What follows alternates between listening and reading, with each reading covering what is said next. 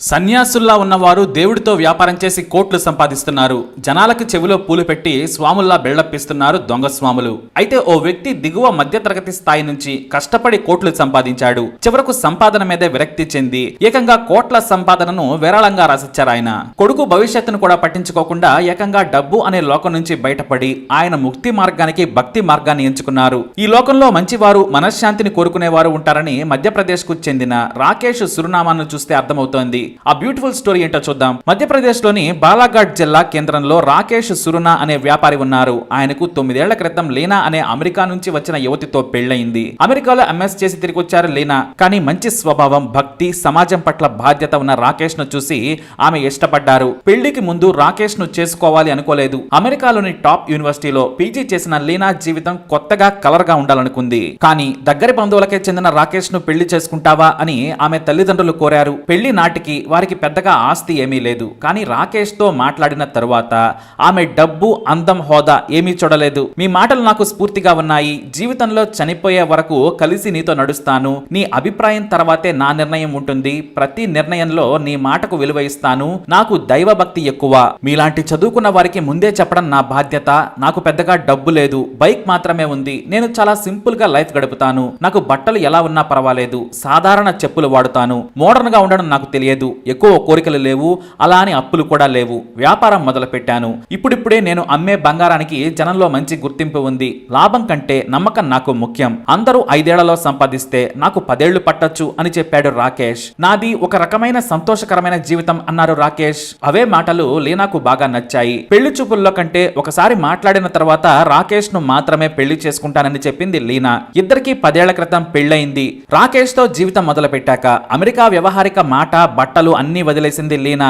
దేవుడి మార్గంలో సంతోషంగా బ్రతకాలనుకున్నారు. భక్తితో పూజలు చేయడం, దేవుడి కథలు చదవడం, నలుగురికి సాయం చేయడంలోనే తృప్తి చెందేవారు. అదే మార్గంలో లీనా కూడా వెళ్లారు. వారికి పెళ్లైన 2 ఏళ్లకు అమయ్ అనే కొడుకు పుట్టాడు. అయితే ఆనాటికే వారి తల్లి దేవుడి మార్గంలోకి వెళ్లారు. అంటే సామాజిక జీవనానికి దూరంగా ఉన్నారు. ఆ టైంలోనే తాను కూడా సంపాదన వదిలేసి వెళ్ళాలి అనుకున్నారు. కానీ ఎదుగుతున్న కొడుకును చూసి ఆగిపోయారు. మరి దేవుడి మాయో లేదంటే సమాజంలో రాకేష్ తయారు చేసే లేదా అమ్మే బంగారంలో నాణ్యతకు గుర్తింపు వచ్చిందేమో కానీ వ్యాపారం ఒకేసారి ఆకాశాన్నంటేలా తాకింది. 2 నుంచి 5 బ్రాంచులు ఏర్పాటు చేశారు. కోట్లాది రూపాయలు అలా వచ్చి పడుతున్నాయి. వరుసగా 3 ఏళ్లు అసలు తిండి మీద ధ్యాస లేకుండా వ్యాపారం చేశారు రాకేష్. అలా కోట్లాది రూపాయలు సంపాదించారు. గతంలో కొని పక్కకు పెట్టిన భూముల విలువ ఆకాశాన్ని తాకింది. షాప్ పెట్టే నాటికి సైకిల్ ఉంది. పెళ్లి నాటికి పాత బైక్ మాత్రమే ఉంది. కానీ మెరుపు వేగంతో కోటీశ్వరుడయ్యారాయన.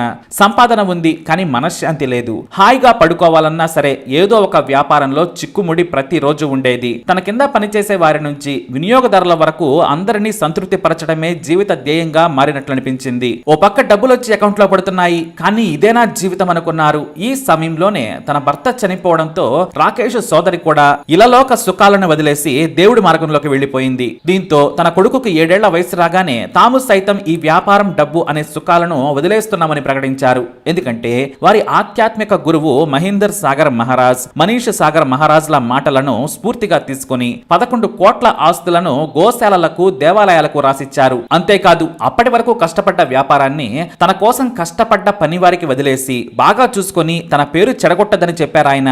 వ్యాపారంలోని లాభాల్లో కొంత బ్రతకడానికి తనకు ఇస్తే చాలు, మీ సుఖమే నాకు ముఖ్యమని నోటి మాటగా చెప్పి 1 కోటి రూపాయల బంగారాన్ని షాపులోనే వదిలేసి ఇంటికి కారులో వచ్చేశారు రాకేష్. తమ గురువు ముందే ఈ లోక సుఖ జీవితాన్ని వదులుకుంటున్నాను, దేవుడి సేవలో నా భార్య, కొడుకు సేద తీరుతామని ప్రకటించారు రాకేష్. కోటీశ్వరుడు, పైగా తమ కాలనీలో ఏ పేదవాడికైనా సరే కష్టం వచ్చిందంటే 2 లక్షలైనా సరే చేతిలో అలా ఇచ్చేసేవారు ఆయన.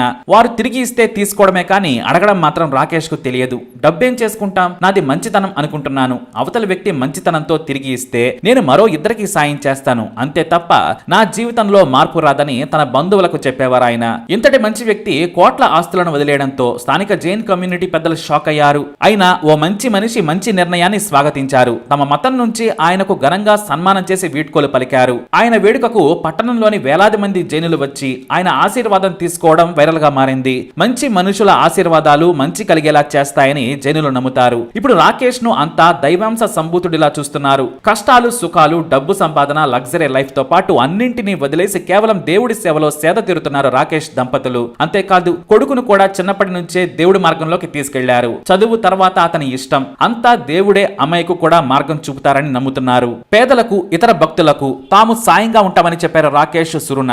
మరి ఈ రోజుల్లో కోట్లు దోచుకునే నాయకులకు రాకేష్ కుటుంబాన్ని చూసైనా సరే కాస్తంత సిగ్గొచ్చిన సామాన్యులకు మేలు జరుగుతుంది అనడంలో ఏమైనా సందేహం ఉందా? మీరే చెప్పండి. అలాగే వీడియోని లైక్ చేయండి, షేర్ చేయండి, మా ఛానల్ని సబ్స్క్రైబ్ చేసుకోండి.